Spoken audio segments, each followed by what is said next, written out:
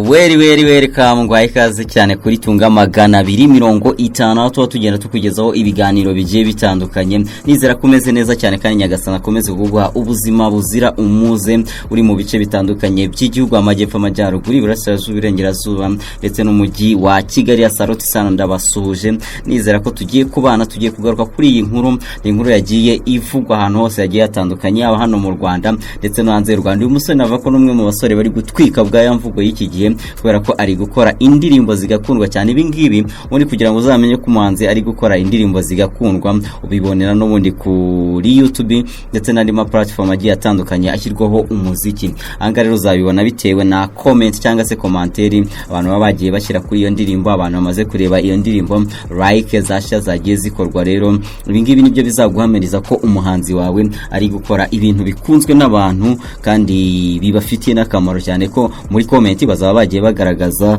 uko bagiye bakira icyo gihangano. Reka duhite tugaruka rero kuri uyu musore. Ku bantu batamuzi, ubusanzwe amazina ye bamwita Ikishaka David cyangwa se David, ariko muri muzika yahisemo gukoresha amazina ya Davis D cyangwa se umwite Shine Boy. N'umwe mu basore muri iyi minsi bari gukora imiti cyangwa se bari gukora indirimbo zimeze neza cyane zigakundwa n'abanyarwanda muri rusange ndetse no hanze y'u Rwanda. Ukabona ko ni ibintu biri kugenda bimera neza cyane. Uyu musore yari amaze iminsi hari ifoto iri kugenda icishikana ku mbuga nkoranyambaga zigiye zitandukanye, yaba za IG, yaba za Twitter, yaba za Facebook n'andi yagiye atandukanye. Akaba ari nka ifoto yagaragazaga umuntu uri ku ifarashi, byagaragazaga ko agiye gusohora indirimbo yise Ifarasi. Kuri ubu ngubu rero gutegereza byamaze kurangira, waiting is over, maze kurangira kubera ko iyi ndirimbo yamaze kujya hanze, byaba audio ndetse na video yayishobora byamaze kugera hanze. Rero ushobora kujya urebera indirimbo ukaba wayireba. Rero akaba ari indirimbo y'uyu musore yise Ifarashi,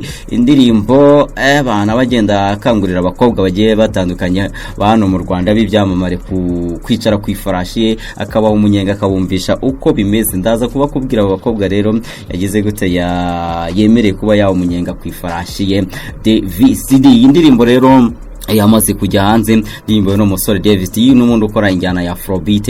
Amashusho yayo ndetse na audio byamaze kujya hanze. Rero byino ndirimbo yise Ifarashi, akaba ari indirimbo rero ivuga ko ifarashi ye ifite ingufu nagikangwa n'ubunyerere, nkuko uyu musore agenda bigarukaho n'ubundi mu magambo yaririmbye muri no ndirimbo. Amashusho y'indirimbo rero Ifarashi yasohotse n'ubundi mu rukerera rw'uyu munsi, muri kuno kwezi nibwo yamaze kujya hanze. Rero iyi ni indirimbo ifite iminota igera kuri 3 n'amasegonda 25. Abantu benshi rero bavuze ko Davis abantu benshi rero bari biteze ino ndirimbo ya Davis, navuga ko atabatengushye kubera ko kuva ashyize hanze iyo cover yagaragazaga iyi ndirimbo igiye gusohoka, ndakeka nta kwezi kwari gushize. Akaba rero yahise ayishyira hanze. Ni nyuma y'indirimbo bise Mikoro yaraheretse gushyira hanze. Indirimbo nayo yakunzwe n'abantu benshi, yaba mu bijyanye n'amashusho, yaba mu bijyanye n'amajwi yabwo no kuvuga imiririmbire, abantu barabikunze. N'indi indirimbo rero Mikoro yari imaze igihe igiye hanze, yari imaze kurebwa n'abantu bagera ku bihumbi 800 bose kuri YouTube, basaga bari bamaze kuyitera ijisho cyangwa se bari bamaze kuyireba. Ibyo rero bivuze ko ari ikimenyetso cyerekana ko uyu musore cyangwa se uyu mugabo indirimbo ze muri iyi minsi zikunzwe cyane. Anga rero kuri no ndirimbo yamaze gushyira hanze bise Ifarashi, igiye gushimangira ko uyu musore ari simba wo mu Rwanda. Abandi bavuga ko rero Ifarasi igiye gukundwa mu buryo bukomeye, ahanini bitewe nuko ifite umudundo cyangwa se nk'icyo nakwita beat cyangwa se umuziki umeze neza cyane ndetse n'amashusho agaragara neza cyane. Davis D aririmba aterura neza iyi farashi, ashaka kuvuga rero ko wenda twagaruka nko mu gitero cya kabiri hari aho akangurira babakobwa nakubwiye bagiye batandukanye ba hano mu Rwanda b'ibyamamare, yaba bahanzi, yaba banyamideli n'abandi bakora byinshi bigiye bitandukanye. Rero harimo bita Chari ndetse na Nina, abo ngabo yabashishikarije cyangwa se yabahamagariye kwicara ku ifarashi.